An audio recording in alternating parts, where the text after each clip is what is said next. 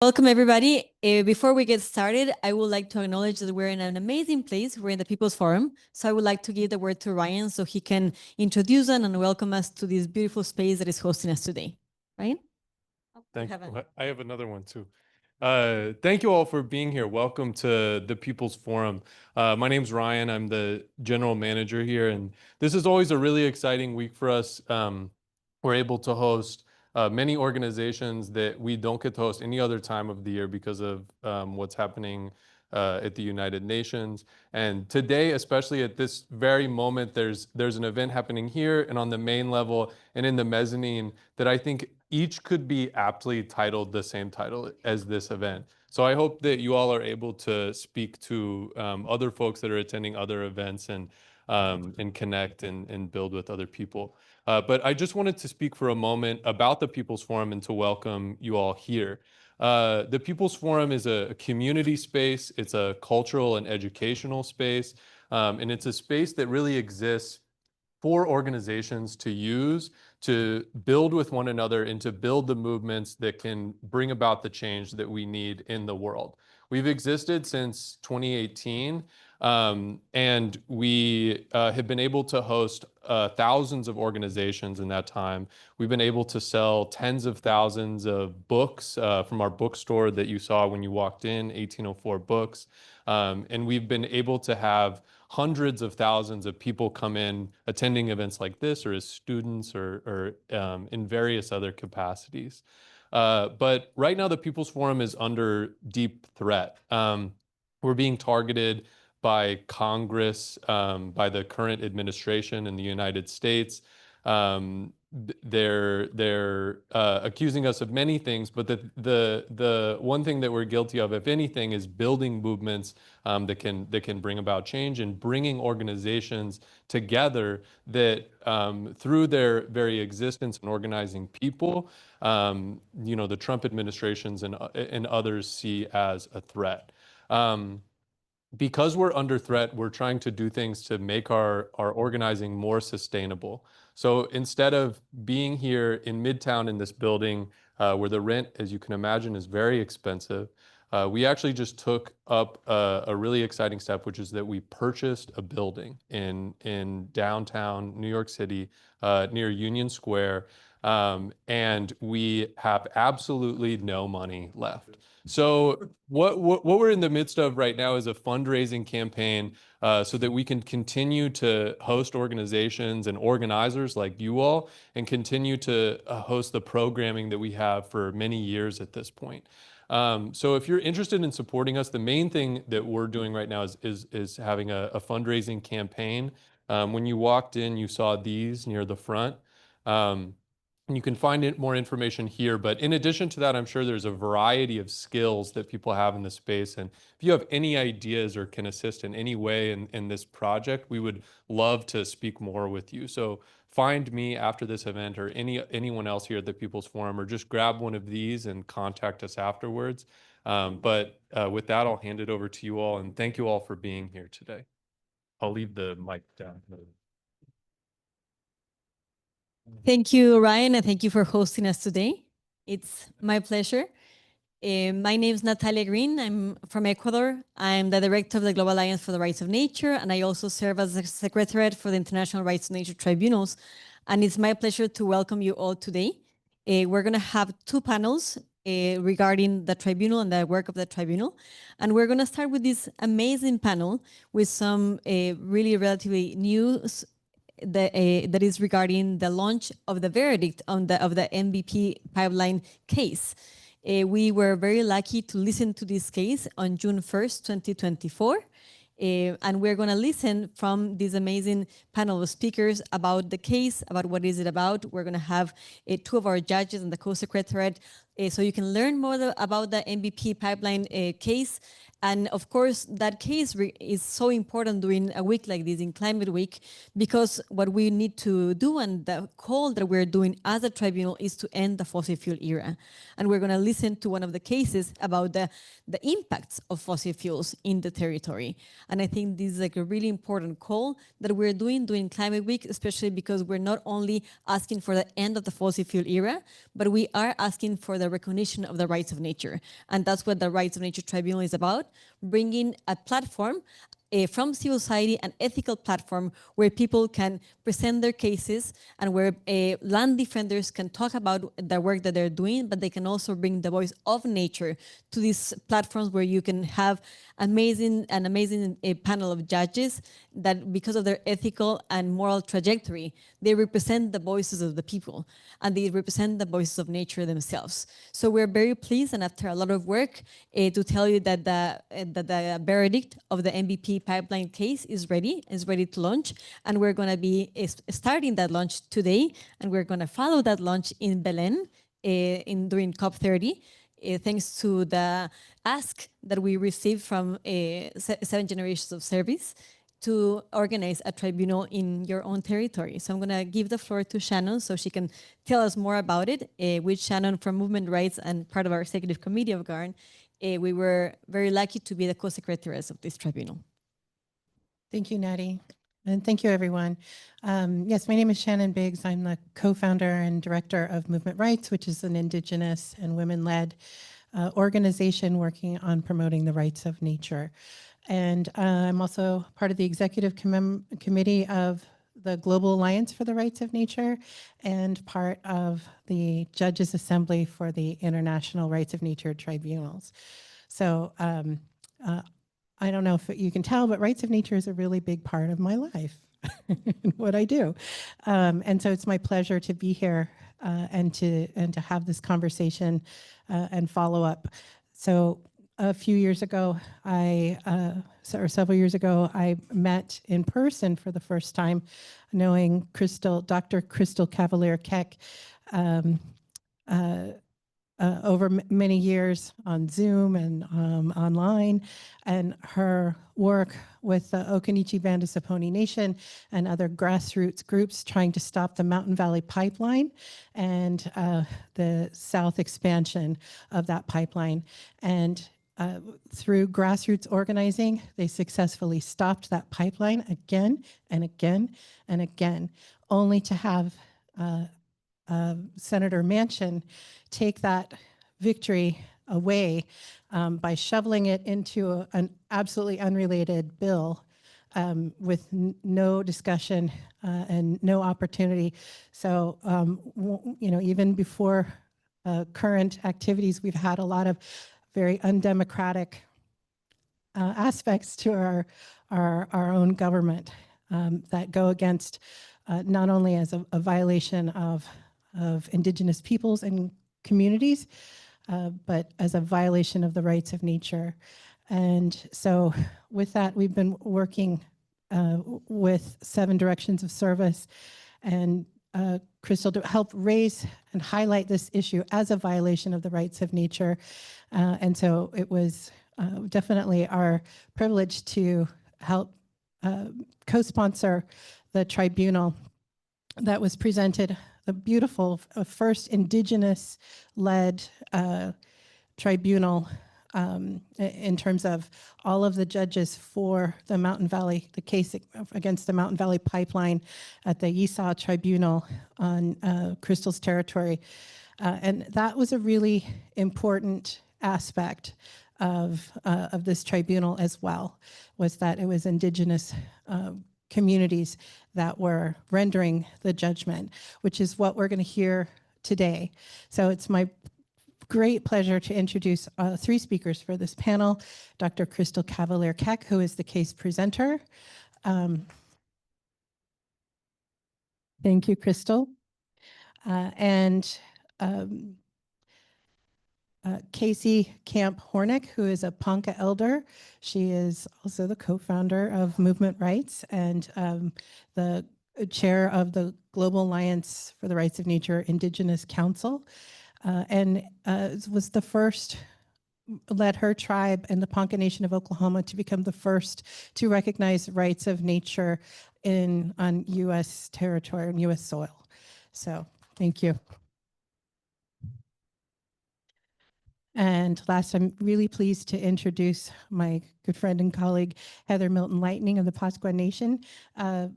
Heather has been a leader in indigenous movements, indigenous youth movements, indigenous civil rights movements, working with civil society and social justice movements, especially on the road to COP30 right now. So really, really appreciate that she was also one of the judges at the YISA Tribunal, and to have her on this esteemed panel of experts here to share what happened at the YISA Tribunal and the verdict and what that means for us now. Thank you. So having said that, Crystal, please go ahead.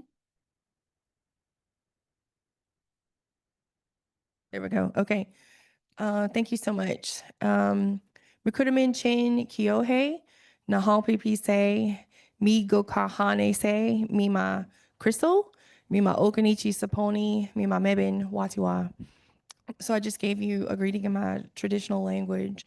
I am Yesa, I am Okanichi Saponi, and I come from Mebane, North Carolina. And I stand before you today as the daughter of the rivers and the hills, as a mother and as a voice for the lands and waters that cannot walk into this room themselves. And I carry with me the memory of my ancestors and the responsibility to those yet unborn. So I'm going to give you a summary of the pipeline that is coming into our community. So the Mountain Valley Pipeline, MVP for short, is a 42-inch fracked gas pipeline that cuts more than 300 miles across the Appalachian Mountains from West Virginia into Virginia. Since the day it was proposed, this pipeline has been marked by failure. MVP has racked up hundreds of environmental violations. It has ripped apart mountainsides, poured mud into rivers, and trampled over community after community. And still, the agencies that are supposed to protect us, federal and state alike, look away. In 2023, Congress even carved out an exemption for MVP in the Fiscal Responsibility Act. That means this pipeline no longer has to obey the same water protections that every other project must follow. In effect, Congress told us your rivers do not matter. Your communities do not matter. Your future does not matter. And when families along the route found their wells poisoned, MVP's answer has been insulting.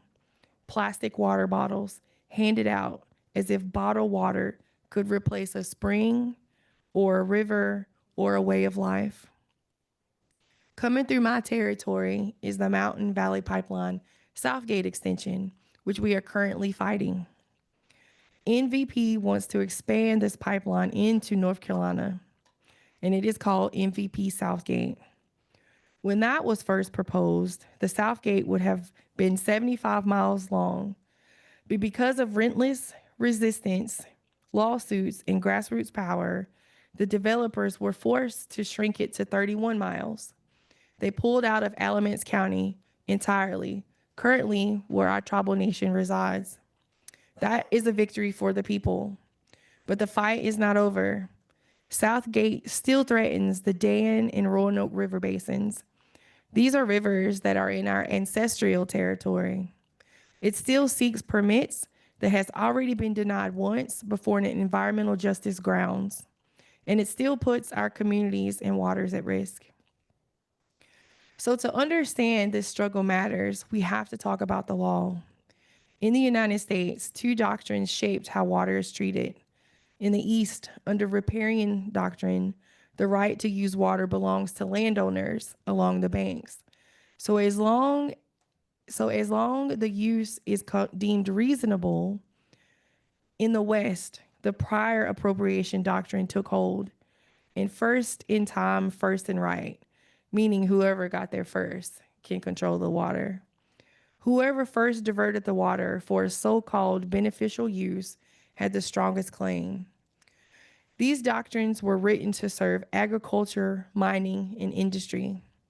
They taught us to see water as property, a resource to be diverted, extracted, and controlled. Over time, courts stretched the definition of beneficial use to include things like fisheries or recreation. But the foundation never changed.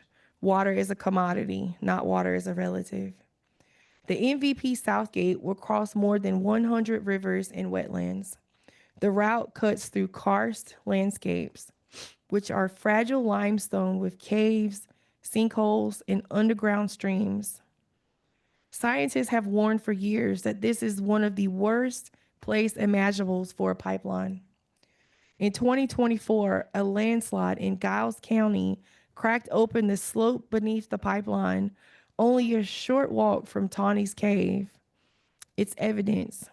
The ground itself is telling us that the pipeline does not belong here.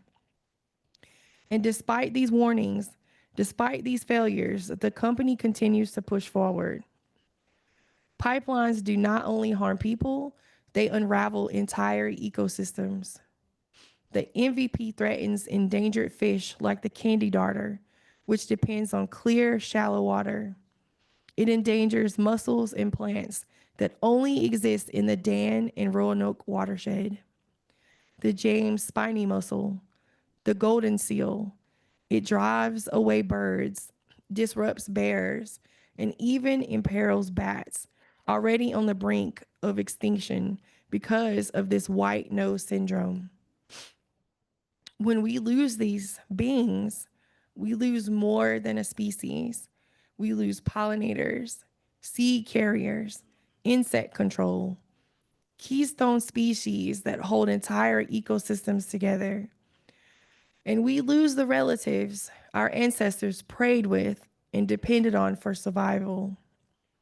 So for the families who live along the pipeline, the impacts are devastating. We live 6 miles from the blast zone. And through eminent domain, people have been forced to give up land that has been in their families for generations. Residents endure blasting, noise, harassment, and polluted air. Pipelines that experts swore should not sit unprotected in the sun for more than 6 months have been sitting in rusting fields for 6 years. These same degraded pipes are now being buried and expected to carry explosive gas. The blast zone around this pipeline extends more than 1,000 feet. And just imagine living every day inside that circle of danger. And all of this is to transport methane, a greenhouse gas more than 80 times stronger than carbon dioxide at trapping heat. At a time when the world must be phasing out fossil fuels, MVP and its partners are locking us into decades more dependence. This is just not a local threat. It's a global climate crime. Last year in May, before the tribunal, the MVP ruptured.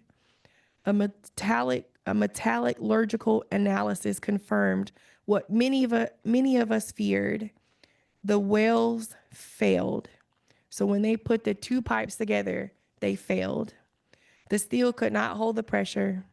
This proof that the MVP is not only unjust, it's unsafe.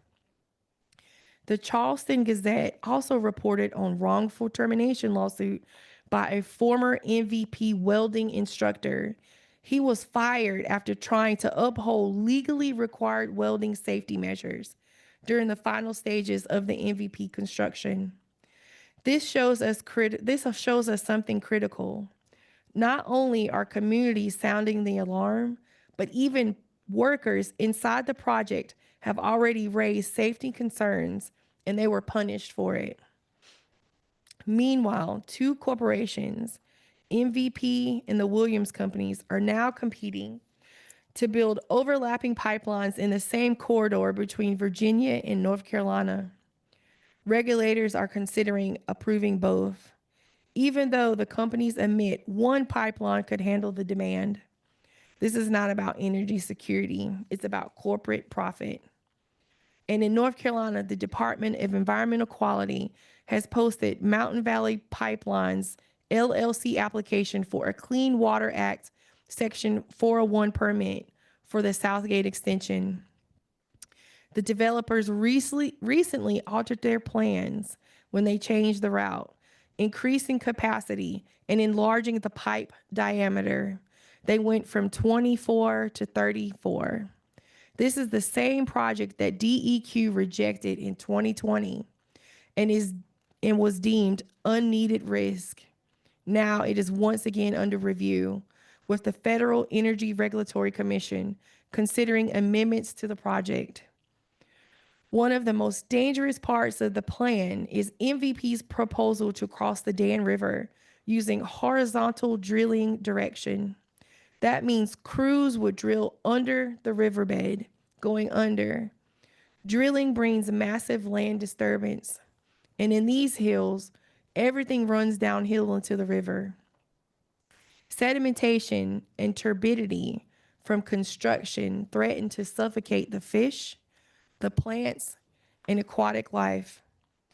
And this river is still recovering from the devastating 2014 coal ash spill, one of the worst environmental disasters in North Carolina's history.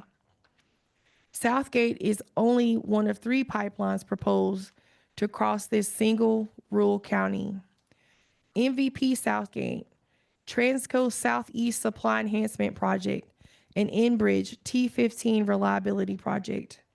All of this proves one thing, that the MVP Southgate is not only unnecessary, it is unstable and unsafe and unwanted. And friends, we are at a crossroad. The industry wants us to believe pipelines are inevitable. However, the MVP Southgate project has already been delayed, shortened, and pushed back because people resisted. The resistance is working. Do not give up. We must now keep pushing. We must demand that North Carolina deny water permits again. We must insist that regulators stop approving redundant, dangerous projects. And we must organize to enshrine rights of nature into law, locally, nationally, and internationally. Because every decision we make today ripples forward for 7 generations. Will our descendants inherit poison rivers and collapsing mountains? Or will they inherit clean water, healthy forests, and the teachings of their ancestors? I close as I began with identity. I am Yesa. I am Okanichi Saponi. I am from Mebane, North Carolina. My people's survival has always depended on the rivers, and those rivers are in danger. The rights of nature tells us the river is not a resource. The river is a relative, and to harm her is to harm ourselves. To protect her is to protect life itself. We should rise together in this room, in our communities, and across the world. Let us say no more pipelines through our sacred lands, no more sacrifice of rivers for corporate greed. Thank you.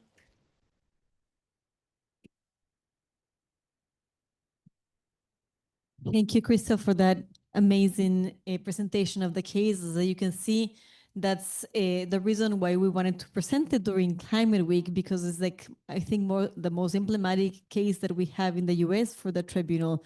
And I think that upholding the resistance, not only of the land defenders, but of nature herself, is really, really important in this space. So thank you for presenting this case. And it's our honor to say that we have the verdict ready for the case. And the president of the tribunal, Casey Camp-Horinek, is going to be speaking about it. Go ahead, Casey. She came and whispered something in my ear I misunderstood. So welcome to you all for being here. And thank you, Crystal, for that incredible summary of that day.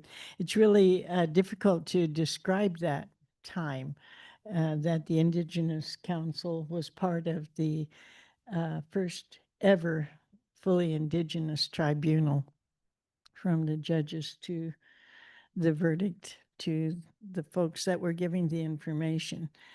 I'm being asked to give you a bit of a summary, and thankfully someone has written it down in a beautiful manner. So I'm going to read this, the analysis of the tribunal. The ESSA Indigenous Rights of Nature Tribunal, held in 2024, brought together tribal elders, environmental advocates, scientists, and legal experts to investigate and document the ecological, cultural, and human rights violation caused by the Mountain Valley Pipeline. and its Southgate extension.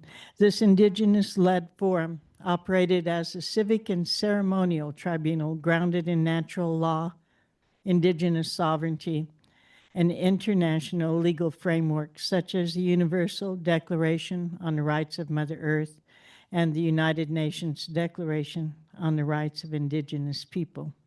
Central to the tribunal was the concept that Earth is a living entity with intrinsic rights. Rivers like the Haw, Dan, and Roanoke were positioned not only as sites of harm, but as kin and plaintiffs.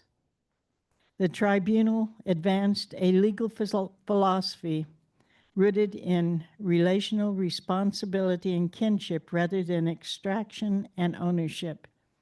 This framing aligned with the global rights of nature movements that seek to legally recognize the rights of ecosystems to exist, thrive, and regenerate.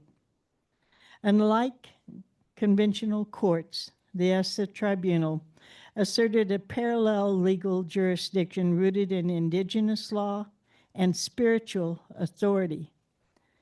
It aimed to elevate the rights of ecosystems, rivers, forests, animals as living beings with legal standing, and to center the testimony of communities most impacted by pipeline development, especially indigenous and Black rural residents across North Carolina, Virginia, and West Virginia. In doing so, the tribunal challenged the legitimacy of the U.S. regulatory systems, such as the Federal Energy Regulatory Commission and the Environmental Protection Agency, that had failed to protect these lands and people. Central to the tribunal was the concept that the earth is a living entity with intrinsic rights. Testifiers asserted the authority of indigenous governments and customary law systems, regardless of whether they were federally recognized in the United States. Historical treaties such as the Treaty of Middle Plantation of 1677 and the 1730 Treaty of Peace with Virginia were cited to demonstrate long-standing diplomatic relationships and territorial rights. The tribunal emphasized that sovereignty is not granted by the state, but is inherent, and that spiritual, ecological, and cultural sovereignty has been violated by the MVP project. Testimony included detailed accounts of water contamination, well failure, and destruction of karst terrain, and sensitive cave systems. Scientists and community members and monitors described how sedimentation from pipeline construction had devastated aquatic habitats and endangered species such as the Roanoke log perch and James River spiny mussel. Residents shared firsthand accounts of losing access to clean water, increased mental distress, and environmental degradation of the lands, effects that disproportionately impacted marginalized communities already experiencing poverty and racial discrimination. A major theme was the link between violence against the land and violence against indigenous women. Multiple witnesses, including indigenous women leaders, highlighted that the pipeline construction zones have been associated with increased rates of violence, sex trafficking, and disappearing of Native women and girls. The tribunal made it clear that extractivism cannot be misunderstood as a movement. It is a harm to the bodily and community safety. The tribunal condemned the systematic failure of agencies such as federal FERC and ODEQ in our case, but yeah, all of those acronyms that the government likes to throw out there, every single one of them. The Indigenous Rights of Nature Tribunal presented a compelling and multidimensional legal and policy argument against the Mountain Valley Pipeline and its Southgate extension. drawing from both indigenous and international legal frameworks. Many other things are cited there with the type of things that were presented by the community, and I'm not going to go through 100% of them. Strategically, the tribunal deployed 5 interlocking legal and philosophical frameworks. Number 1, the rights of nature, which recognizes ecosystems as legal persons with inherent rights to exist, regenerate, and evolve. Number 2, indigenous sovereignty, which centers the inherent right of indigenous nations to govern without requiring validation by the settler state. Number 3, environmental justice, which illuminated the disproportionate burdens borne by economically marginalized communities along the pipeline route. Number 4, restorative justice, which called for the repair of ecological and cultural harms, not merely punishment or mitigation. Number 5, decolonization, which invoked the authority of elders, leadership of youth, and revival of ceremony and traditional ecological knowledge as necessary pathways to justice and to healing. These frameworks form the ethical and legal foundation for the tribunal's finding. In its concluding session, tribunal issued a series of urgent demands and calls to action. The tribunal deployed 5 interlocking frameworks, the ones mentioned above, and then the demands for calls and actions. At the close of the tribunal, a series of urgent recommendations and demands were issued. First, the immediate cessation of the Mountain Valley Pipeline and Southgate Extension. Second, the repeal of Section 324 of the Fiscal Responsibility Act. Number 3, the legal recognition of rivers like the Ha and the Dan as rights-bearing entities. Number 4, the international escalation of the case to the UN and to the Global Alliance for the Rights of Nature. Number 5, the establishment of a regional moratorium on all new fracked gas infrastructures in the Southeast United States. Number 5, restoration of sacred lands, waters, and health systems impacted by the extractive industry. The tribunal concluded with ceremonial invocations and statements honoring the sun, moon, and thunder beings, ancestors, and medicines. Afro-Indigenous testimony brought the tribunal full circle by linking environmental harm with historical process of enslavement, forced labor, and corporate land control. The proceedings themselves were framed as a living act of jurisdiction, a legitimate and sacred legal body operating under natural and indigenous law.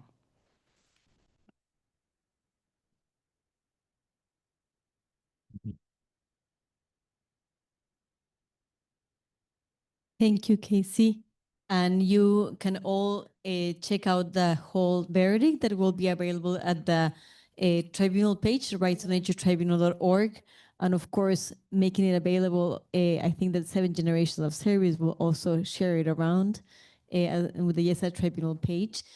And it's, of course, our honor to be giving a physical copy of it, both to the case presenter and to the president of the tribunal.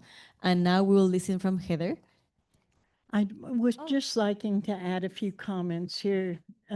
I think it's necessary to have these types of ethical tribunals because it's been too long that the colonial system has pretended to be the boss of the world, right?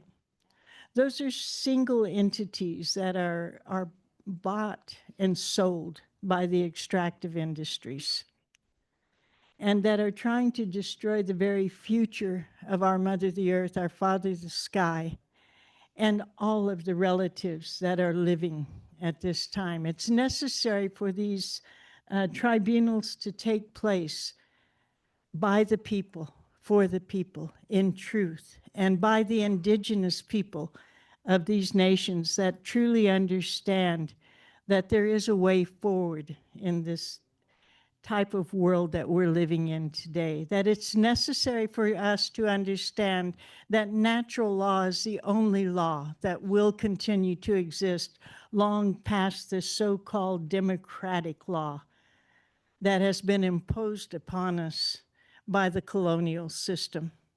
It's necessary for us to look at one another and to hold one another's ability to know what is correct in the light and give it power through things like the rights of nature to actually create a paradigm shift in the world that we live in today, so that we understand that natural law is going to continue long past this colonial construct that has been here for a short period of time and done nothing but harm.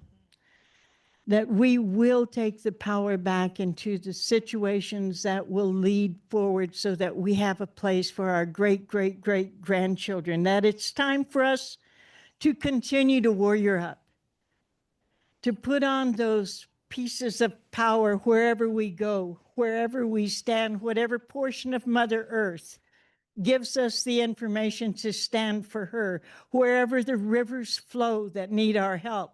It's time for us to step up and to help, to do the kind of things that Crystal, that Heather, that the Global Alliance for the Rights of Nature does in lifting this up. This is the fastest growing environmental movement on Earth, and there's a reason for it. It is guided by nature herself, because that's us.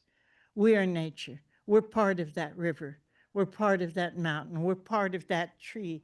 We're part of the knowledge that's been brought forth for as long as there has been time. And as us, to recognize that we are nature and quit separating ourselves from that, pretending that it's out there, calling it resources when it's sources of life. And to hold these tribunals and to call out those that are the mass murderers, the serial killers of the extractive industry, to say their name, to say Mountain Valley is killing all that is, to say that ConocoPhillips is causing the kind of environmental genocide among the Ponca, to look around us here in this city that we live in and recognize that the Lenape people were wiped out simply because they wanted what they called the resources that we stand on today. Rights of Nature is calling us to be those warriors and to recognize that we are nature protecting itself.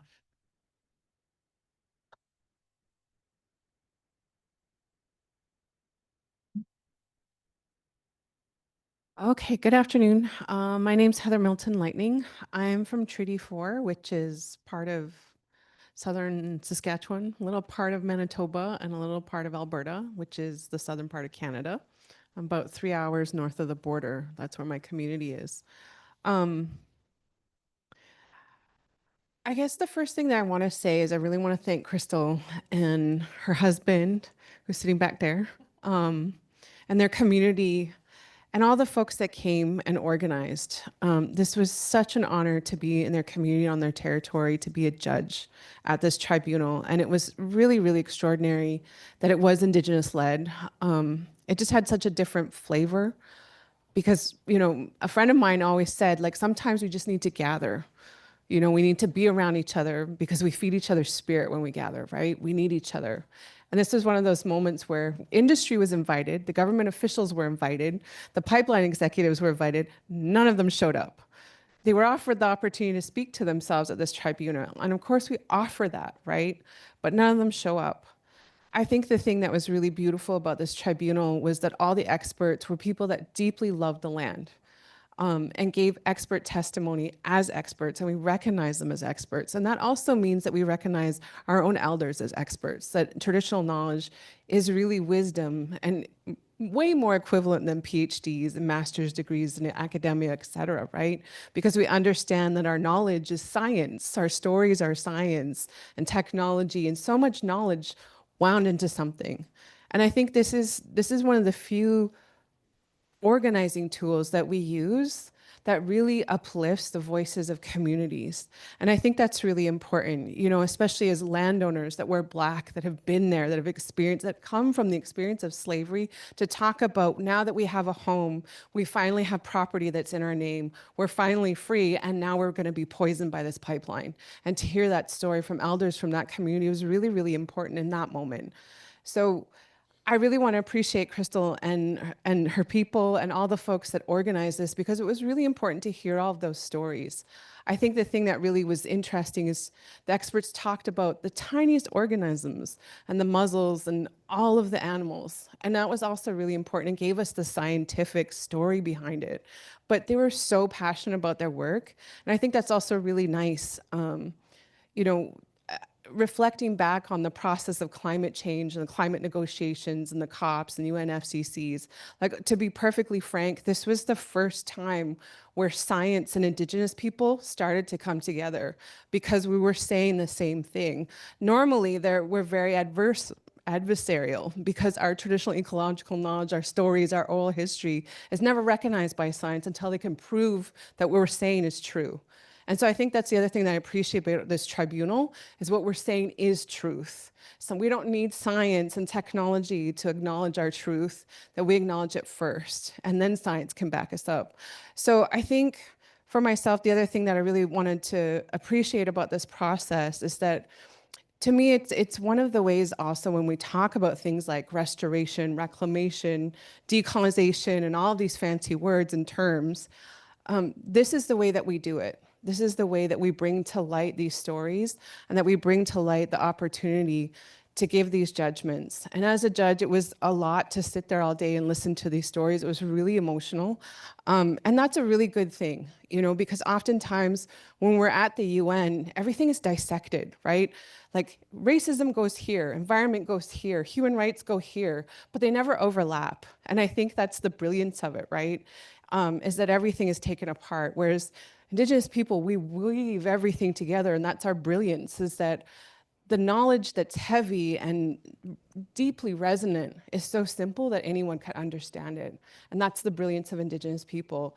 And I really want to thank Garn and the organizers for working with us to create these opportunities all over the globe. The last thing that I wanted to talk about is, you've heard us talk about Indigenous rights, the rights of nature, the United Nations Declaration on the Rights of Indigenous People, the rights of Mother Earth. You know, as Indigenous people, you'll often hear us talk about in our creation stories our responsibility to take care of the land, right? And so I look at the rights of nature and all of these other declarations and all the things that we do, they're just tools for us to uphold our responsibility, which is to take care of the land, right?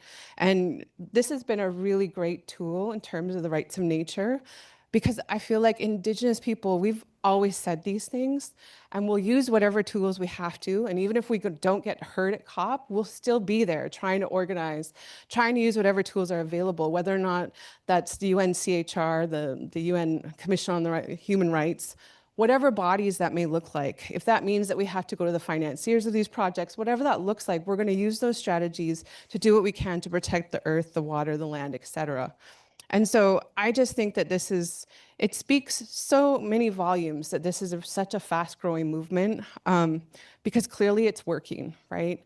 And sometimes it doesn't work in some communities, but it also provides an opportunity for people to shift their mindset. And that's also really important, because oftentimes as Indigenous people, we're always talking about our relationship to land, but oftentimes there's not a way for other folks to connect to that idea and to really try and resonate with what it means for nature to exist as an entity and not as something that's existential, right? Like nature's over here, or like the environmental organizations where want to protect the nature reserves that are over here, right?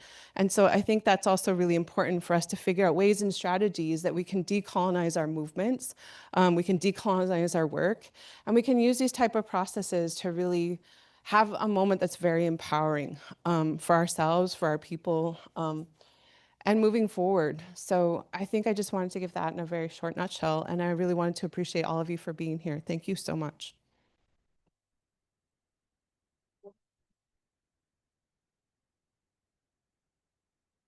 Thank you so much, and thank you for bringing up the voice of nature into this space. As Heather was mentioning, this expanded movement has now reached 40 countries. I'm very glad to be Ecuadorian, one of the first country in the world that recognizes the rights of nature in its constitution. And although now we're struggling to maintain that in our constitution, we do acknowledge how great that movement has grown, reaching 40 countries, 22 with legal precedent and 18 with projects on rights of nature. And we celebrate that growth.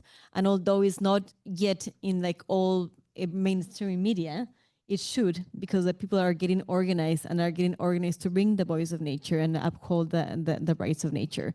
So I'm very happy for the result of these tribunals. We heard, as you said, you heard the ISA tribunal in its own territory. We then heard the case during the International Rights of Nature Tribunal last Climate Week here in New York. And we are going to be presenting this case as part of like the mega judgment of the 6th International Rights of Nature Tribunal in Brazil, in Belém, in the coming months during COP. So it's a real pleasure to have a verdict from an indigenous-led tribunal like this one. And thank you so much to the 7th Generation Service and Movement Rights for asking the tribunal to hear this important case. I think that it's not only our honor, but also letting you know that this judgment has been signed not only by this amazing group of judges, the judges that heard the tribunal, but it's also put to consideration to the more than 70 judges that make part of the Judges Assembly. And they have signed it already. So I'd love to have a picture giving you the official verdict, but we'll keep getting more and more signatures of support until we do the final launch in Belém. So if we can, before we change panels, if we can take a picture with the judgment and really acknowledge and thank you for this really important work.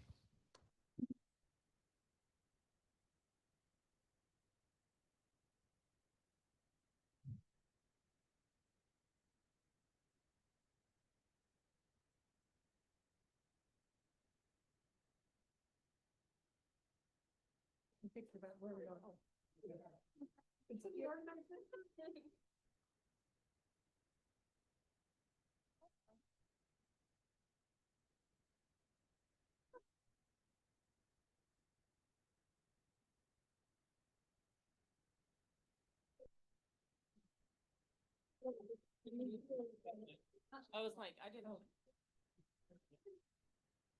Thank you. Thank you. So thank you so much. And I would like to present the second panel of the tribunal. So I would like to ask Enrique Viale, Pablo Solón, and Osprey to come to the table, por favor.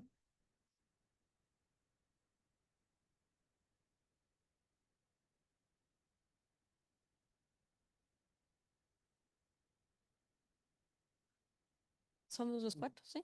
Osprey.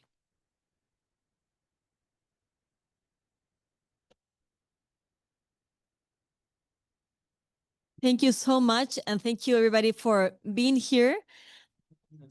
We wanted to make sure that during this climate week, we were presenting in a nutshell the impacts of these international rights of nature tribunals. And you heard, I think, the most important case that we have here in the US, and we were very proud to be presenting and launching the verdict of the Mountain Valley Pipeline case. And right now, you're going to hear from this team panel about some other cases about the tribunal. So we're going to listen from Enrique Viale from the Asociación de Presidentes. ¿Sí? From Argentina, Asociación de Abogados Ambientalistas de Argentina. We're then going to listen from Pablo Solon, who's been actually our prosecutor in the tribunals about the Declaration for the Rights of the Amazon. And then we're going to listen from Osprey Lake from Weekend to know what's coming next. What are the plans of the tribunal in this context, not only for Climate Week, but especially for Belen. So we're going to start with Enrique. Enrique is going to be speaking in Spanish, so do remember to have your headsets on the Zoom to listen to the translation if you don't speak Spanish. Okay.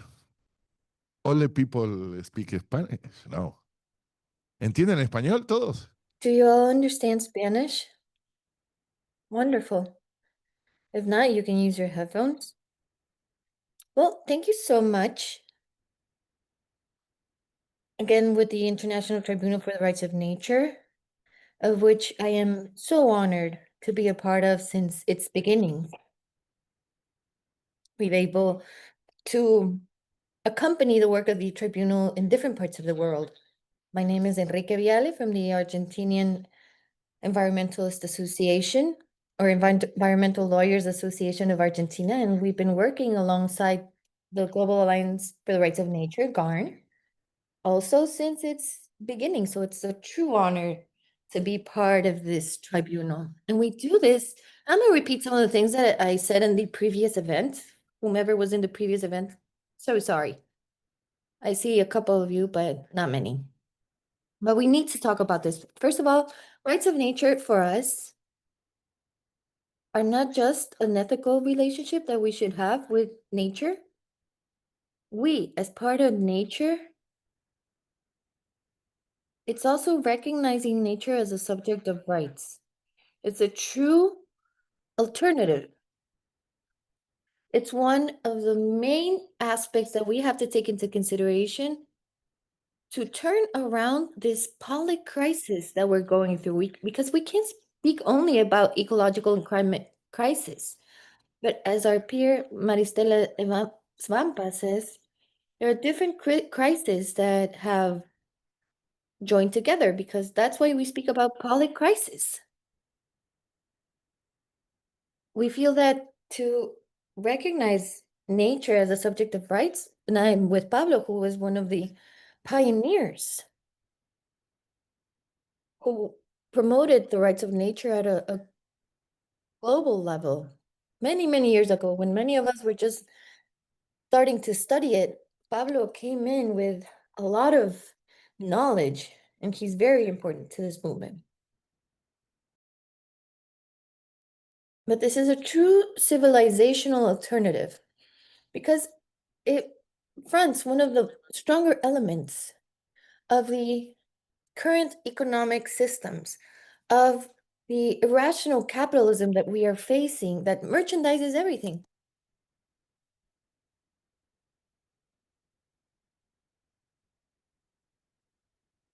That commercializes everything, not only the bee and the honey, they commercialize even bees. They commodify these functions and with a lot more force in the very basic aspects of nature. And I say this as a principle. So why is this a tribunal for rights of nature? And as you all know, it takes account for the defenders of the rights of nature. So the tribunal also has that role in a world that goes after people who defend nature. And in Latin America, it's the area where there are more murders to defenders of nature. It might be like 1 every 3 days.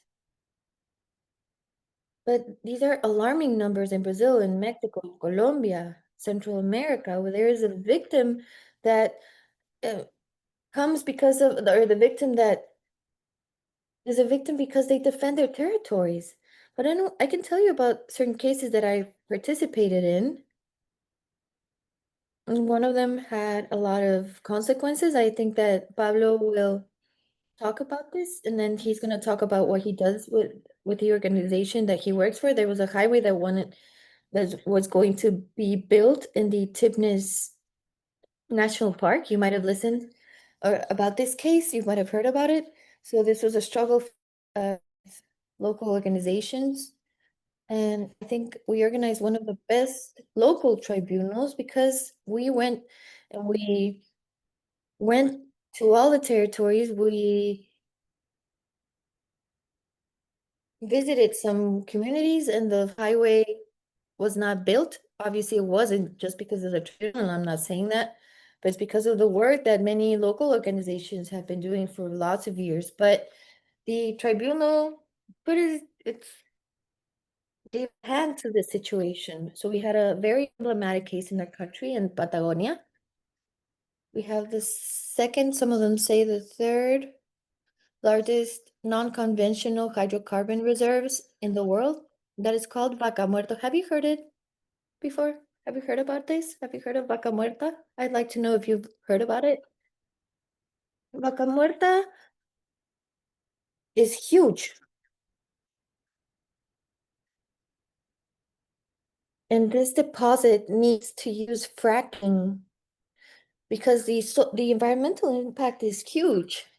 In these territories, there are indigenous communities of the Mapuche nationality that are facing violence by the different corporations. All of the oil companies that you can think about, they're there. Like, give me a name, and they're there. They can be European or American. And in parentheses, while we're here,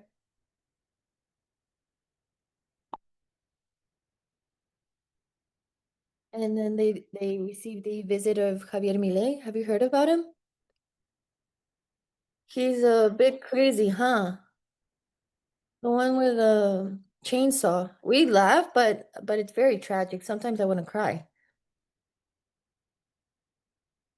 He had a meeting with Donald Trump very recently, and the rumor that the right-wing media gives it is that Donald Trump, we're going through a very horrible economic crisis. This is a huge crisis in Argentina. And there are rumors that say that Trump wanted a piece of Vaca Muerta. Did you see how in Zelensky he wanted to have like these rare lands? In Gaza, he says that he's gonna do some real estate businesses and also allowing military bases in Argentina. So that would be just amazing if it happened. Horrible. And with the Argentinian nuclear plan that is very advanced in nuclear technology. So we're dealing with those things. And in Vaca Muerta, that is very, very debated, where we've participated since a long while ago. Vaca Muerta was turned into a El Dorado that is going to save Argentina. So Vaca Muerta is still being exploited after 10 years, and there's more than 3,000 fracking wells, and it hasn't changed the socioeconomic reality of our country. So this case in the tribunal, it has a verdict, and there's been colleagues, judges from different parts of the world. We had Pati Walinga, we had Alberto Acosta, among others. Very well-respected judges that went to the territory, that they got together with the Mapuche community, and they have a verdict that has been translated into many languages in the tribunal's official webpage. And you can follow the case, which is a case that shows that Vaca Muerta violates the rights of nature and the rights of those who inhabit those territories. And another case that we also have that we went around, and it's a characteristic of the southern part of the continent. And I feel that it's really interesting because it gave it a regional perspective. It's something that is very linked to this climate week, very linked to fall solutions. But one of the permanent statements is that we're gonna plant trees to compensate for climate change, or the gases that are provoked by climate change. And there's a huge forestry industry that plants pines and eucalyptus, which are not native to our region, that are native to the northern part of America, and they're generating a huge environmental impact. That's completely irrational. So the tribunal has gone to the different territories in the Biobío region, part of the Patagonia, part of the Biobío region in Chile, looking at the impacts of this industry that is completely out of control. And what about like planting trees? It seems very romantic and it seems like difficult to debate, but planting trees is not always good. And in this case, even less because they use agrochemicals. This is not life. These are like soldiers, one behind the other one. There's not another form of life that is these trees, because it's these are not forests. These are plantations where you can't hear anything. There's silence. There's no animals. There's no birds. There's nothing. And it's very baffling. We saw this in Chile with the tribunal, and a little while ago with the tribunal, we traveled, it might be like a year ago, and we went to the Corrientes province at the northeast part of Argentina. Well, they are planting at a record rate pines and eucalyptus in the different water marshes. And they're eating up with these plantations and also affecting the different waterways, these different wetlands. And this is not within the radar because it's out of the it's like an outsider of the socio-environmental movement on Earth. And in Uruguay, we have 2 million hectares of pines and eucalyptus. The proportion is enormous in the territory of Uruguay. In Argentina, we have 1 million, and it's huge. And in Uruguay, there are 2 million pines and eucalyptus. So we're trying to constitute the tribunal to make an on-site visit so that we can complete the trilogy. And that's what we did with the tribunal, and we already have a verdict in the Biobío region that has a lot of impact on the territories. And we're about to have the verdict of the province of Corrientes in Argentina. And we can present this publicly, the work that has been done by local organizations. The tribunal is just that. The tribunal, for those who don't know it, because I know there's some people who are part of the tribunal. We've traveled with the tribunal with many of you.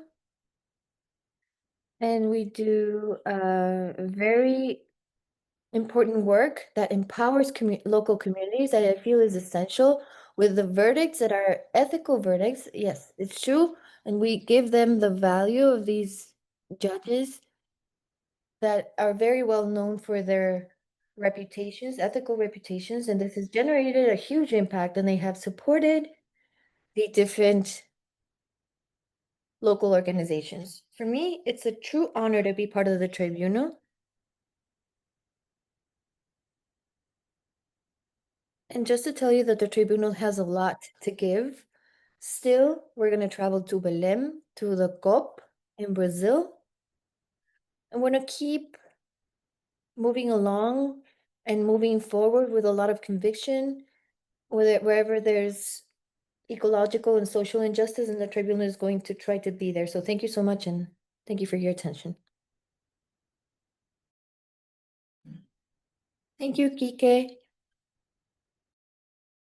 The voice not only of fossil fuels from Vaca Muerta, but also from those false solutions that represent the cases of Biobío and Corrientes, because we're also here to denounce the false solutions to climate change. And I think that the tribunal does that in a very successful way. So thank you so much for bringing that.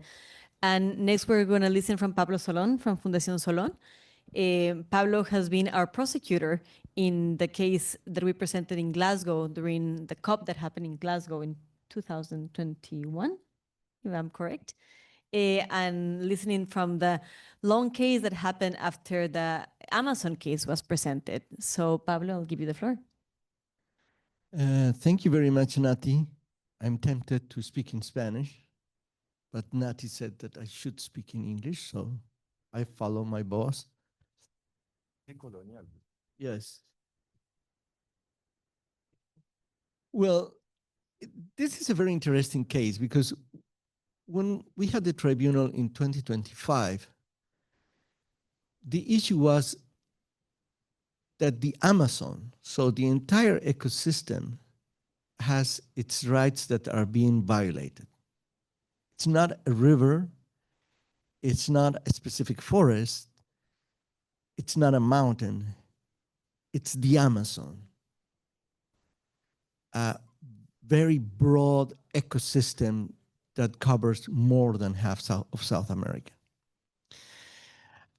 And when we had the case, we were approaching the tipping point of the Amazon.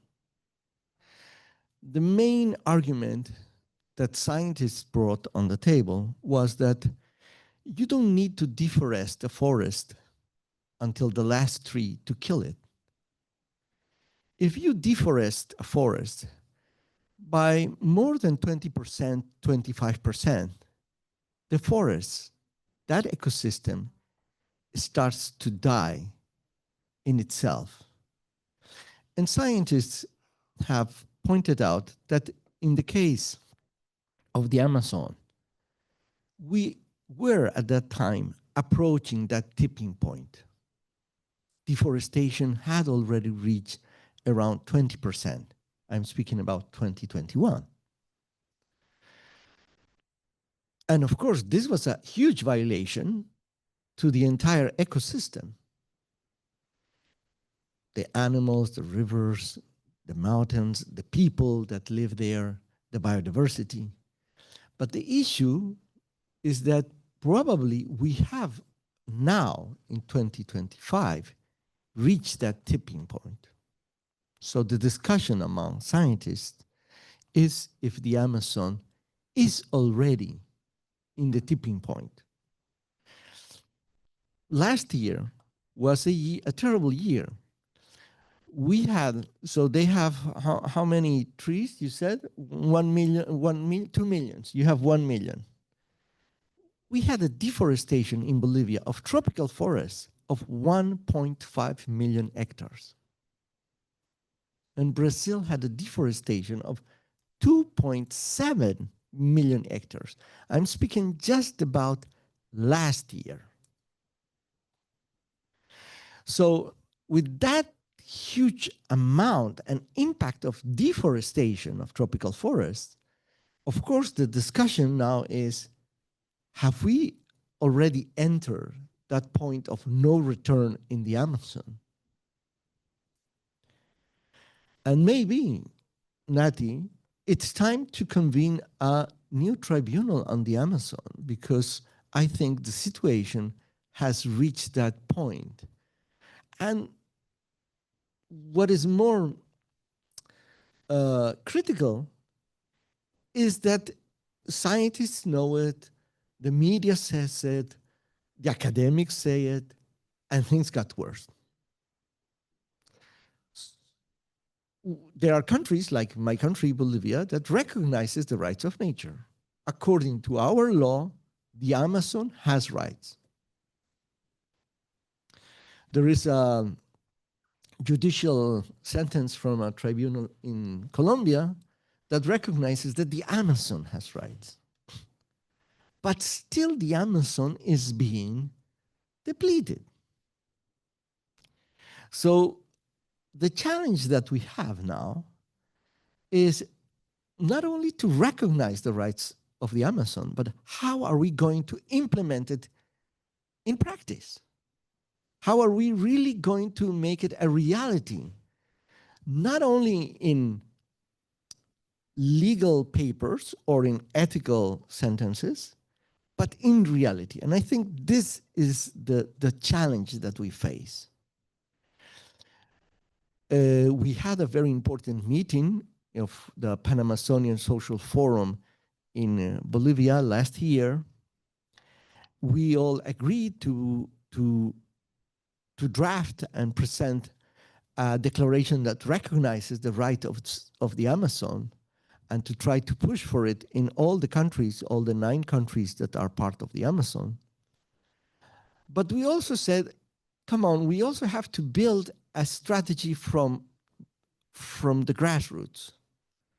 So we need to start to build territories free of deforestation, municipalities free of gold mining, territories free of oil exploitation. If we don't start to build those territories free of extractivism and violence against women and violence against biodiversity from the ground up, nothing is going to happen because governments do not take any decision in relation to halt the forest fires and the deforestation in the Amazon. So we have to have an approach to the rights of nature that addresses the issue of implementation of the rights of nature. How do you really make it happen?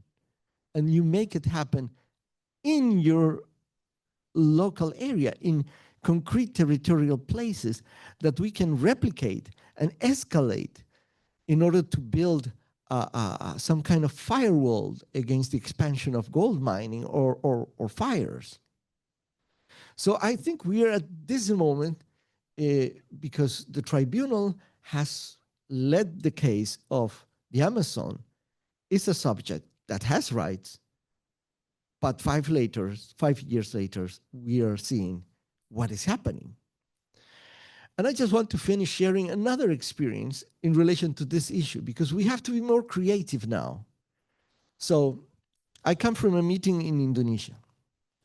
We started to promote the gathering among organizations that defend the Amazon with organizations that defend the forests in Africa and that defend the forests in Indonesia.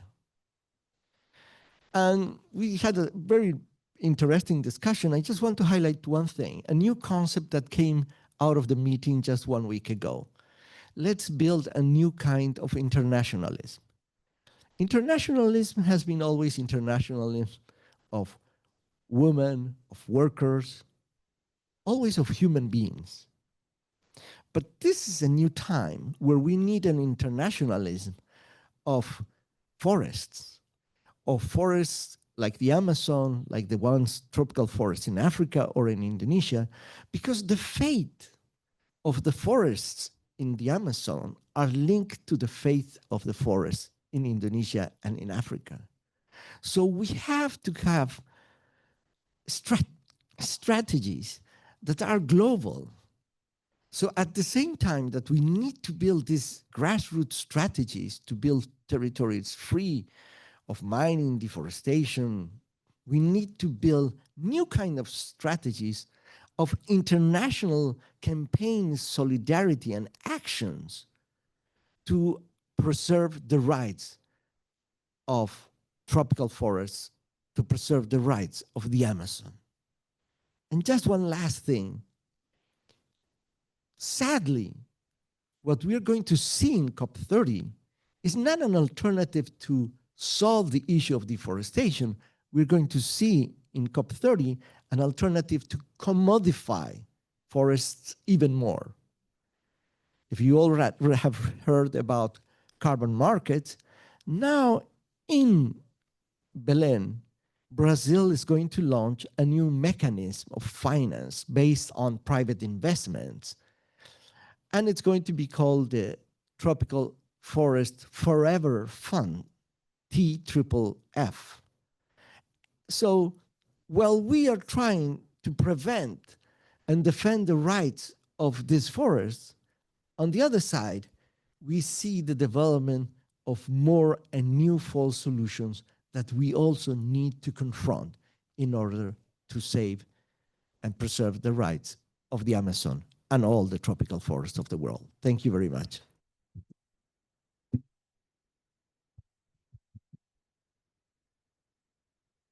Thank you, Pablo, for those important reflections. And as Pablo was sharing, this long way of the tribunal listening to the Amazon case in Glasgow, then we went and visited the Amazon, and we presented that verdict in FOSPA, Bolivia, last year, that was actually hosted by the Bolivian organizations.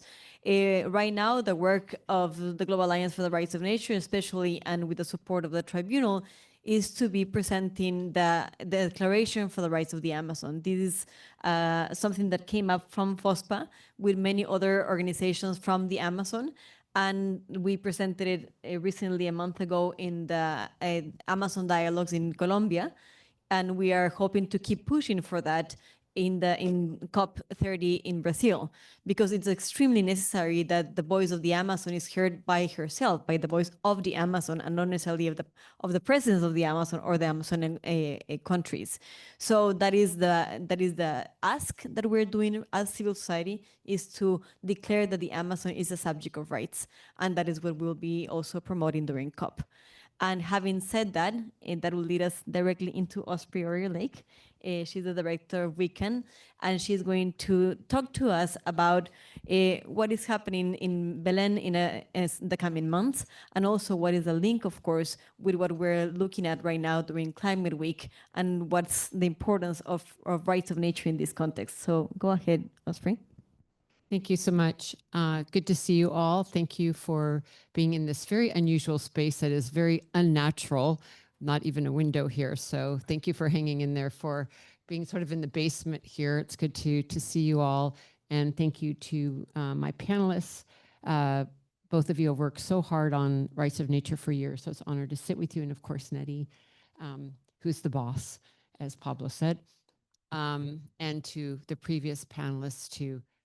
I did prepare some comments, but I wanted to actually just respond to something that Pablo said, because the implementation question is so important.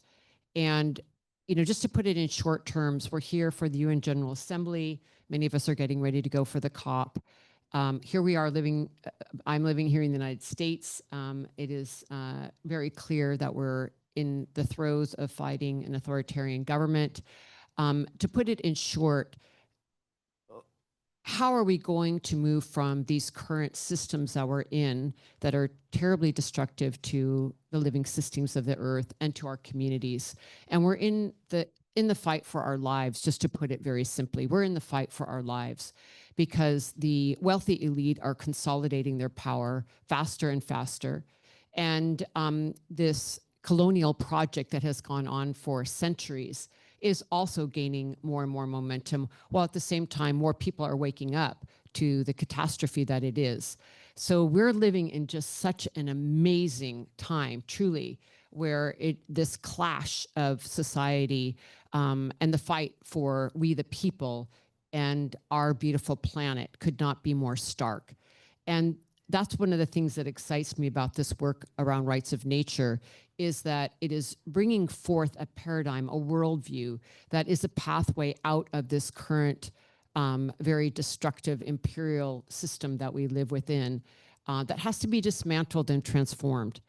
And I think that is what we're really doing here in essence, whether we're fighting for the Amazon or for our communities or stopping pipelines, or protecting our climate, is we have got to get out of this extractive economy. And it's really hard to do.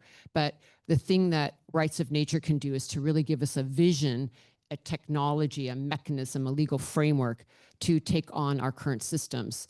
But again, how are we going to actually implement this is going to take, I think, rights of nature and also large mass movement building, which is what we're all engaged in different ways.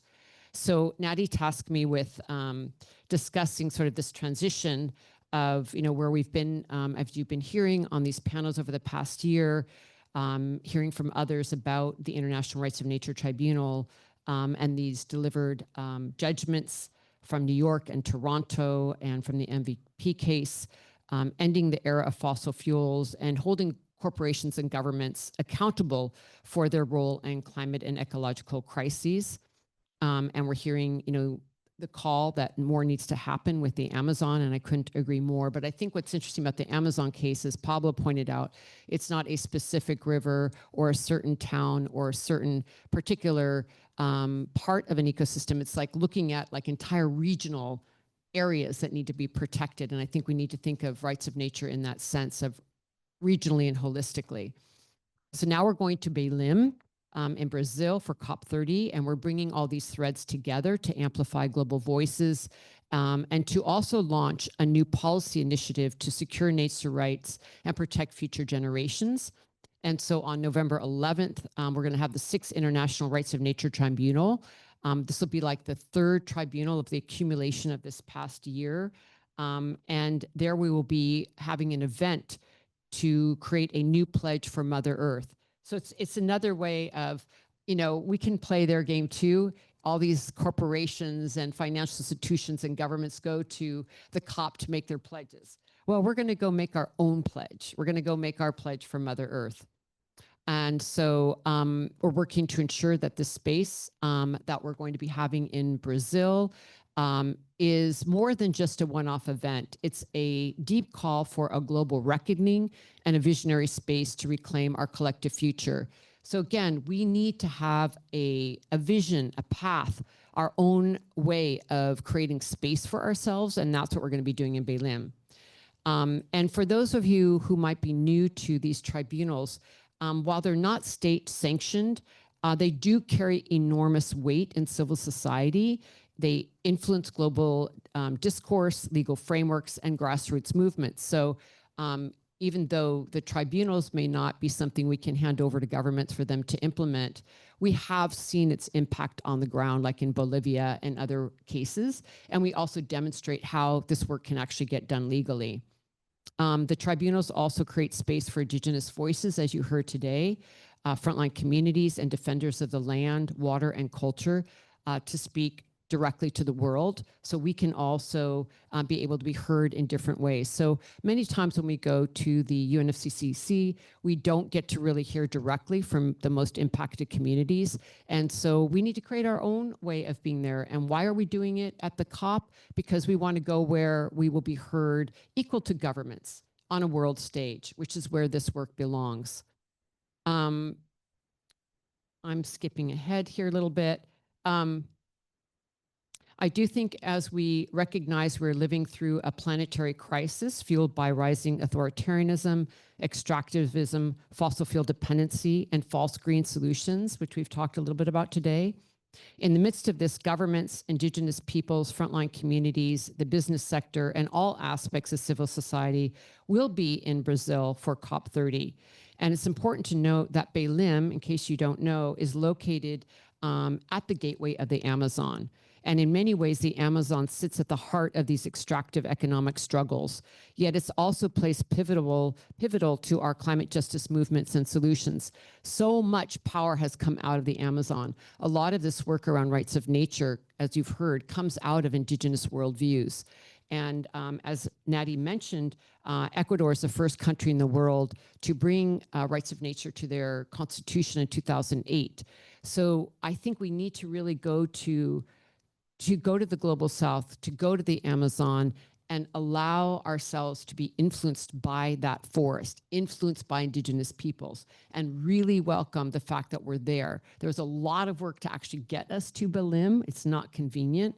There's going to be a lot of, let's say, spatial logistical issues, but I'm really glad we're going to be there because, you know, the forest is more powerful than us. And I really hope that that forest influences us to come up with some better outcomes this time from most of the other COPs. And there are 4 main themes that are going to be discussed at this tribunal. One is going to be the voices from the front lines. We're going to hear testimonies from defenders resisting destruction in the Amazon and other places around the world. Secondly, global alliance and initiatives from the Fossil Fuel Non-Proliferation Treaty. Some of you might be familiar with that. I sit on the steering committee for the treaty, and it is a really powerful mechanism to get us off of fossil fuels. It's parallel to the Paris Climate Agreement, except for it deals with the front end, which we should be dealing with, which is the supply end of fossil fuels. In other words, we could be running around putting up solar panels all over the earth, and that would be really good. But the fact is, nature doesn't care if we put up more solar panels if we don't actually stop the pollution. So we've got to have a mechanism for governments to get off of fossil fuels. And a big announcement was made actually yesterday that Colombia is going to be hosting a treaty event in April next year for this process of governments to start a proliferation treaty off of fossil fuels to be taking place, which I'm really excited about. We're going to be challenging false solutions. We could spend hours talking about that, but we need to stop greenwashing and these false solutions. Pablo mentioned the TFFF. I'm really concerned about it. We're in the process of making actually a policy paper on this, and I know other organizations have great work being done on this as well. We're going to have to fight for any space in Brazil to have to be heard, to have a different narrative interjecting when everybody's going to be piling on these market mechanisms. And finally, as I mentioned, a new pledge for Mother Earth, a visionary policy document calling for systemic change, placing life, not profit, at the center of discourse and decisions. And I also want to mention that this tribunal session comes at a powerful moment. I think it's important to mention on July 3rd of this year, the Inter-American Court of Human Rights issued an advisory opinion explicitly recognizing nature as a subject of rights. I think we should give that an applause because a lot of people in this room made this happen.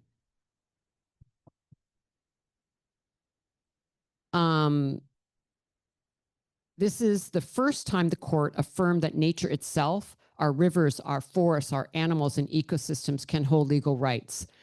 That's pretty amazing for the court to have done that. At WECAN and at the Global Alliance for Rights of Nature, we celebrate this as a landmark moment in environmental jurisprudence. It confirms that nature's rights are not foreign to existing legal frameworks, but deeply aligned with the principle of the sacred interdependence between human rights and the environment. This precedent is a turning point. It strengthens strategic litigation, offers protection for threatened ecosystems, and opens the door for more countries to embed nature's rights into law. So I think this is really an incredible and exciting opportunity, and it offers legal foundation and moral force to the new pledge for Mother Earth that we'll be talking about in Berlin. Another major focus of the tribunal will be the protection of environmental defenders who are increasingly persecuted, criminalized, and murdered for their work. Global Witness just released their annual report stating that 146 land and environmental defenders were murdered or disappeared in 2024, with 82% in Latin America. So we need to take this on. How do we defend the land if we cannot defend the land defenders? So this is also important to the rights of nature work.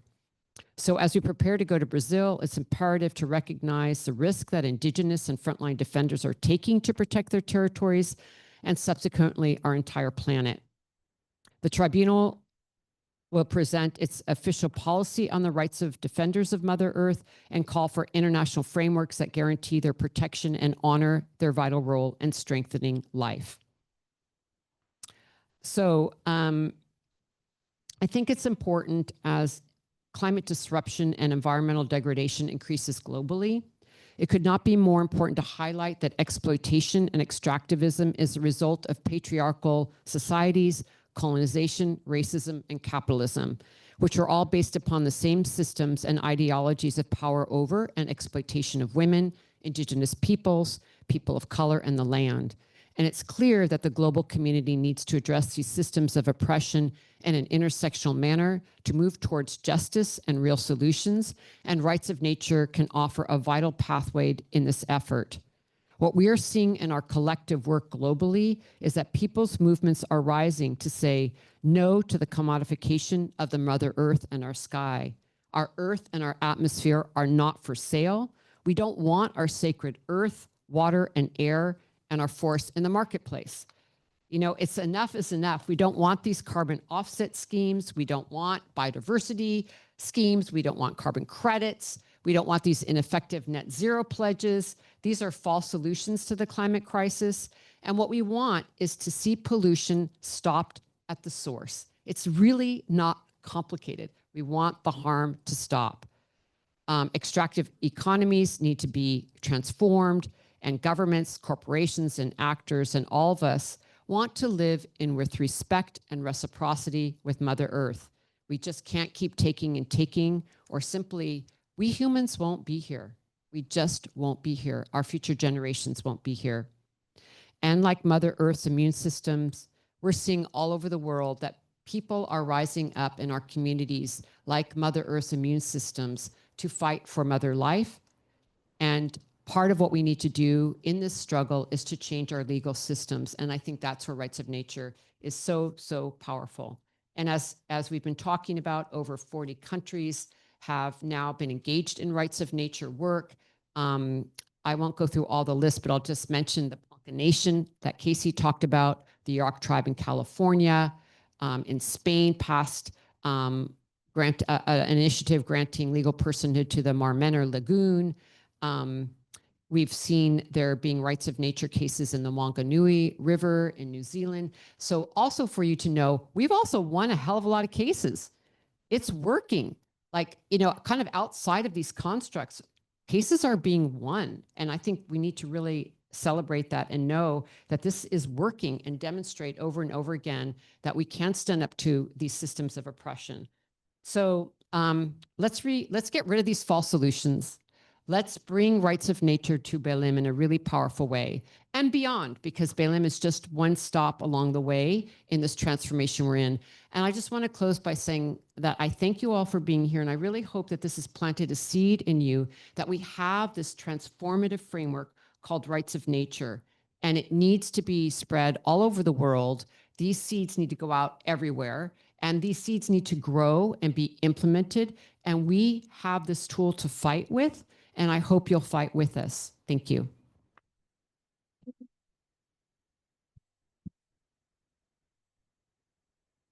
Thank you, Osprey. And we have time for a couple of comments from the public or questions to our panelists. So if anybody wants to take the floor, now's the time. Of course, if we have questions for the previous panel, I see that Crystal is not here, but we have Casey and can you mention false solutions? Osprey mentioned false solutions several times, and sometimes I think it was Heather who said maybe solutions shouldn't even be part of that. But can you please just explain a bit what you mean by that?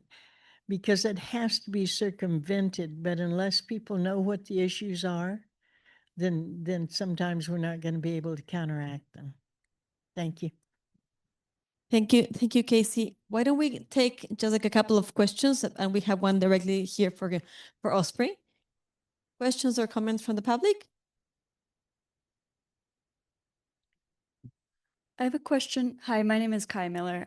I am wondering what you all think specifically the most productive avenues for academic and social research related to the rights of nature are right now, especially younger generation going into academia. What should people be studying to best support the movement? Thank you. Any other question? It can be also for the other panel because we have some more panelists here. Oh, thank you. Appreciate it. It's just a quick comment, Gustavo from Brazil. There will be also a People's Tribunal on the 13th and 14th, and I don't know if you guys are already in contact with CPT and other organizations that are involved in that, but they will judge 10 big cases of companies connected to the exploitation of the Amazon and its peoples. So I think it would be great for, the connection there. Great. Thank you. I can comment back on that. So why don't we start with you, Osprey, and then continue with responses to these questions and the final comments. Sure. And I know other panelists also can talk about false solution too. I'll just mention a few and see if we have some questions on Zoom. So let me just read those up and then we can all I just learned about it. Sorry. The questions in Zoom are what is the procedure to start the new Amazon tribunal that the speaker mentioned? The Amazon is of tremendous importance for the global biotic pump. How can this be used in the rights of the Amazon litigation? Is there an international declaration of the rights of Mother Nature? Yes. The Amazon is of tremendous importance for the global biotic pump. how can this be used in the rights of nature litigation? And the last one is, there is an international declaration of the rights of Mother Nature. Why is this not yet accepted by the UN as an overarching underlier of the SDGs? Thank you, Jose. Go ahead, Osprey, and then you can answer Casey's question, and we go one by one. And there are many different false solutions, but one as an example is that one of the ways that governments are trying to, quote unquote, protect nature is that if you are, let's say, a fossil fuel company in California and you want to continue to pollute, you can buy carbon credits. And what that means is you can say that you are protecting a forest in the Amazon and buy credits from that forest. And then you can just keep polluting. And you can say that you're offsetting all the harms that you're doing in your fossil fuel company in California by supporting credits from a forest in the Amazon. So this is what we call false solution, because it's not really stopping that company from extracting fossil fuels and continuing to pollute through fossil fuels, because now they have these carbon credits. So that's like one straightforward example.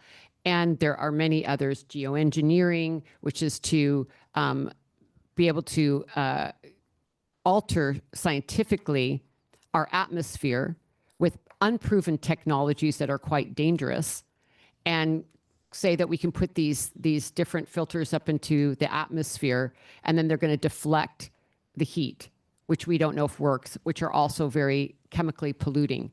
So basically, and I'll say one other piece, and I'm sure my other panelists have things to say about it.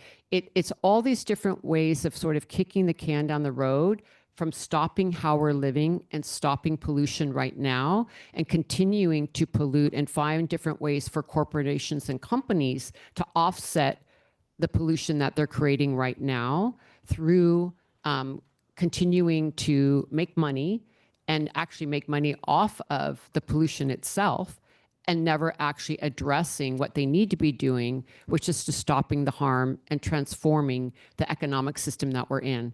So that's a very short version, because I want to also give people the time for all these other complicated questions. But so the false solutions have to do with distracting us from what we really need to be doing and ensuring that business as usual continues.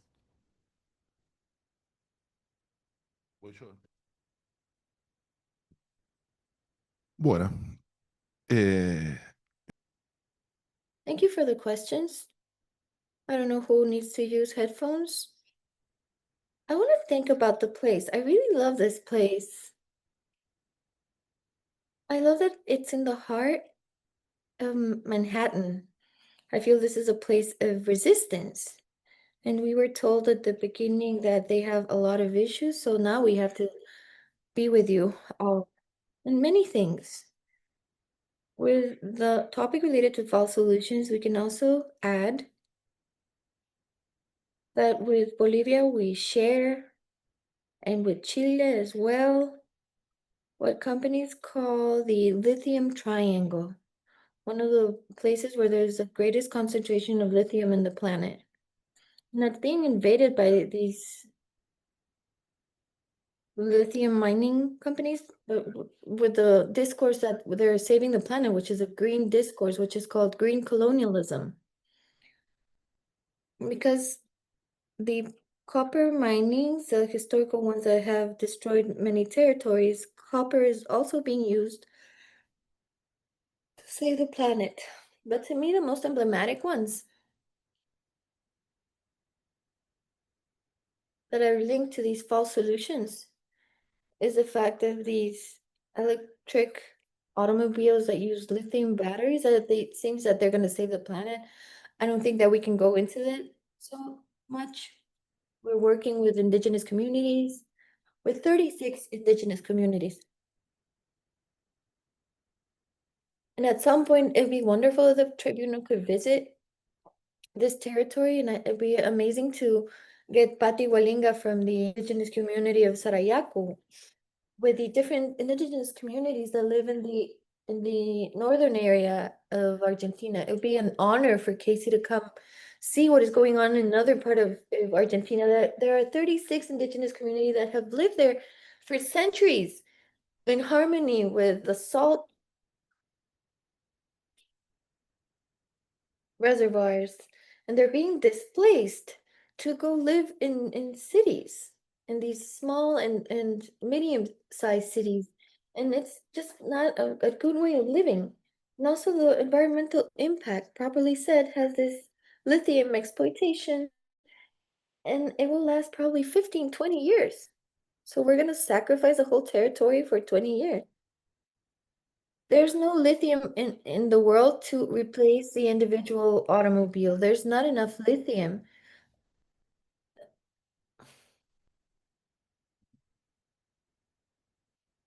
What we're looking at is that there are going to be these lithium trucks, but the logic of the automobile is not being questioned. So we're going to sacrifice the different territories of the global south so that each family or each European family might have an electric vehicle, these huge Teslas, not even for our energetic transition. So we also, I see Casey, but I hope that you can tell her what I said afterwards. And the other thing that I said, because I'm not going to speak about it, but to me, this is very characteristic that this is coming in full force as a solution. It's to have monoculture of different exotic species. This is generating a huge impact, and I can assure you that it's terrible. And it's seen as a green solution. Even the environmentalist movement, not only in the north, but also the global south, doesn't have it within their radar because we're used to mining. So that's why I thank the bravery of the tribunal of getting into these topics because they're so controversial. So they're like, you're against planting trees, but I feel that destruction is total. And also, what should they study? Did I understand correctly? Social sciences? I'm not the person who, because I need to study so much, but I've been with people who studied a lot, and I've been very lucky to write with people who have studied so much. And I'm lucky, I'm pretty lucky. But I feel that it goes with the eco-social pact of the South. So we're looking for different alternatives from the South that they're extremely decolonial and related to eco-social justice. So this is a concept that is gaining force. And I think this is an interesting twist of fate, which is joining forces with social justice and ecological justice. And the social movements and poverty maps coincide with the extractivist maps. You can't have one without the other. You can study one without the other. If you want a society or Latin America is one of the most unequal region of the planet. And we want a more equal society, but we have to think about the social models that reign at the moment. So we're also thinking about movement. Who are these decolonial peers that have been working on in the environmental realm? They're not taking into account the social matter. I think that there could be a technocratic solution or thought from the top. That's what I think.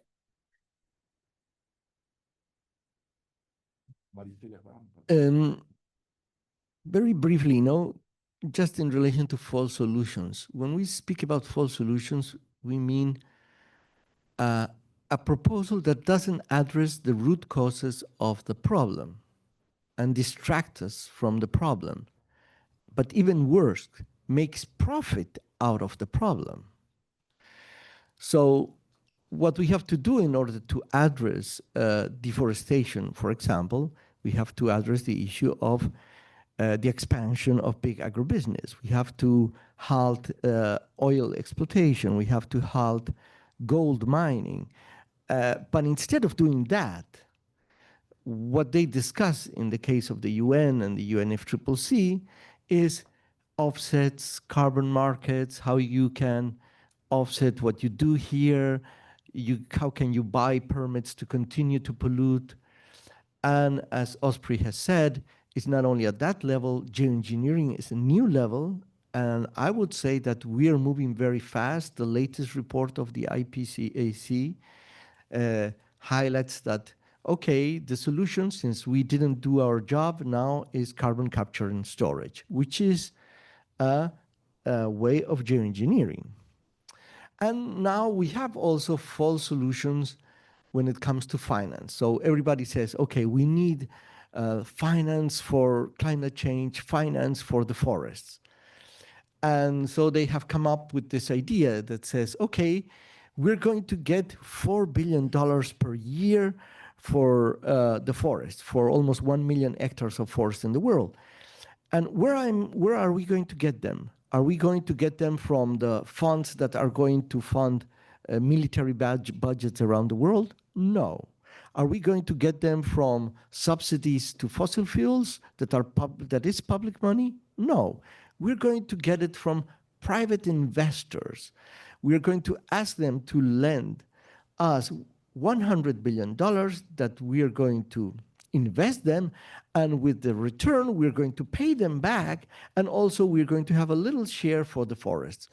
So it's really terrible, because we could save the forest by simply saying, okay, just we will put 1% of the military budget, of the global military budget, which is $2.7 trillion per year. With only 1%, we could have around $27 billion. And so it's really crazy. But instead of addressing where the public funds are going, they are going to create a new mechanism for private investment. Now, the second issue, the second question is very interesting. Why the UN has not adopted, and I don't think it will adopt, the Rights of Nature Declaration. I was ambassador of Bolivia when we presented that the Rights of Nature Declaration that came out of Cochabamba. And the main argument was, look, there is a problem with your proposal. It's the issue of rights. If you remove and change the word of rights and you put commitments or responsibilities towards nature, we can accept it. But if you put rights, that means that those that violate those rights can be challenged in court. And we cannot accept that countries or companies will have complaints in the judicial system of a country or at international level. And the reason why we stick to the word of rights is because precisely of that. And that's why I would think it will never pass in the UN, because you can imagine how many cases could be presented against companies and against countries that are or have contributed to violate those rights of nature. I see that there is a new door opening in the discussion of the UN, that it didn't exist 10 years ago when I was, well, it's 15 years ago when I was ambassador there.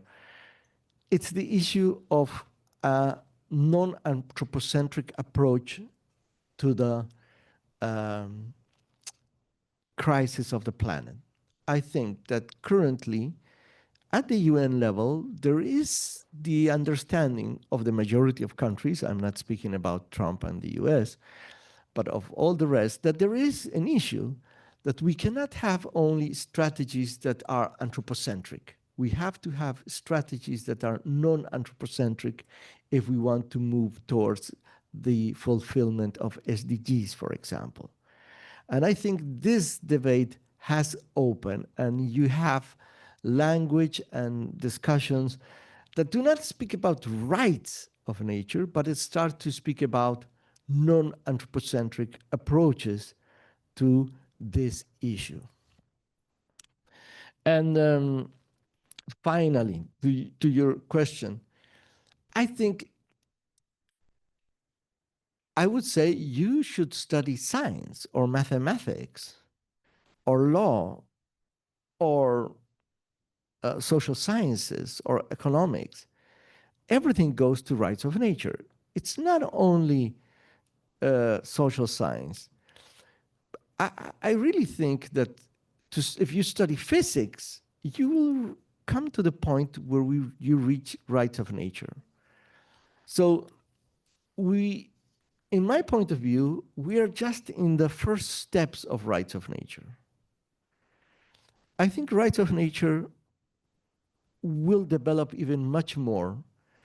It's not only about recognizing the rights of nature, of trees, of biodiversity.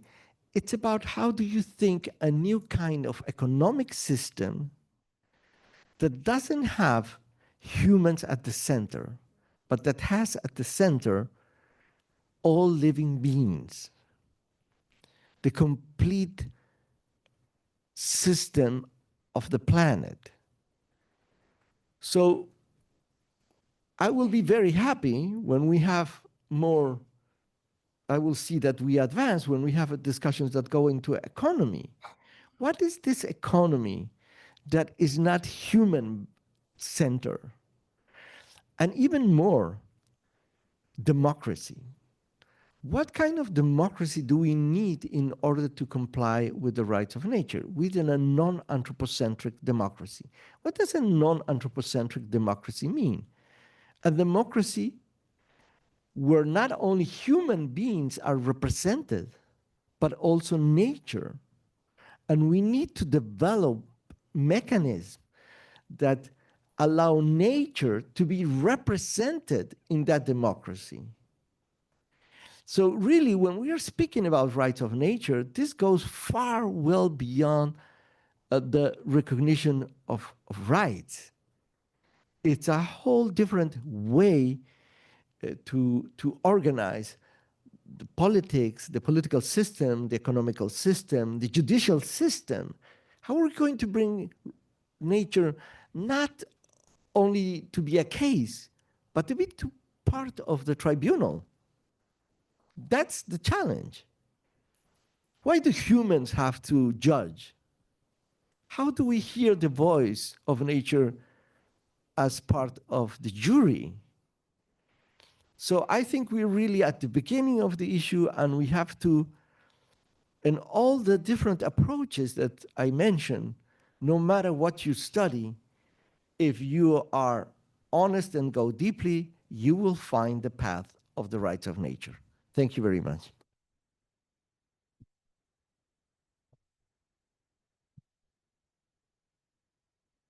Thank you, Pablo. And it's a pity that our partner from Brazil left, but I just wanted to say that we are going to be organizing as GARN a pre-COP summit that you will find information here. I'll leave it there too from the 8th until the 11th, but we are going to be also participating at the Cúpula dos Povos that is happening from the 12th until the 15th.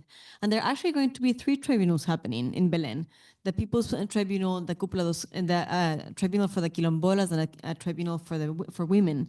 And we are going to be doing an event among tribunals about how tribunals can work together as an ethical platform to bring the voices of the unheard. So that is going to be happening during the Cúpula dos Povos. And as was pre-mentioned, we will be having the 6th International Rights of Nature Tribunal, that this is going to happen on the 11th.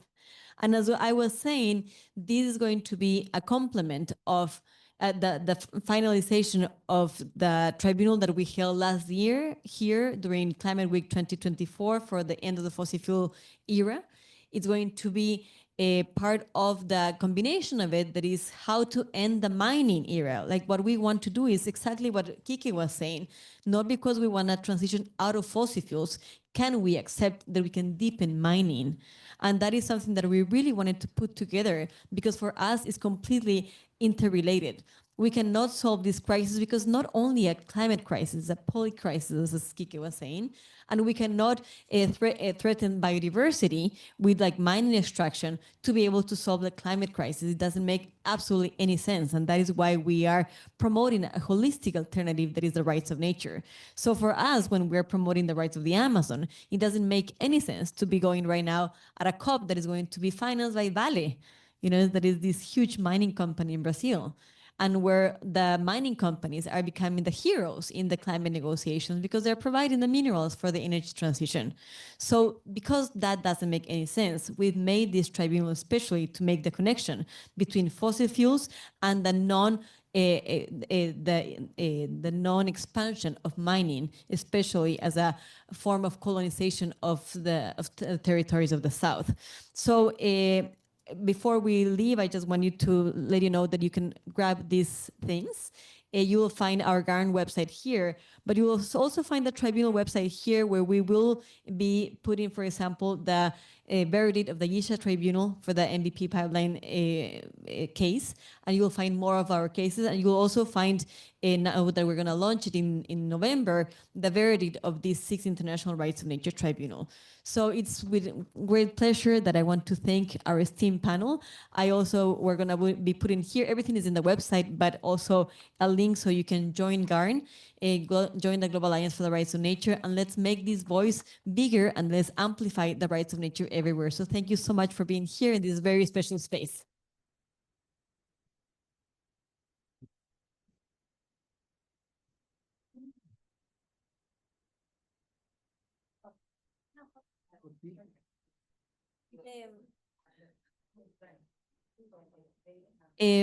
Shannon, Casey, I know that, Heather, do you want to take a picture with a complete panel? Jason, you can be the representative.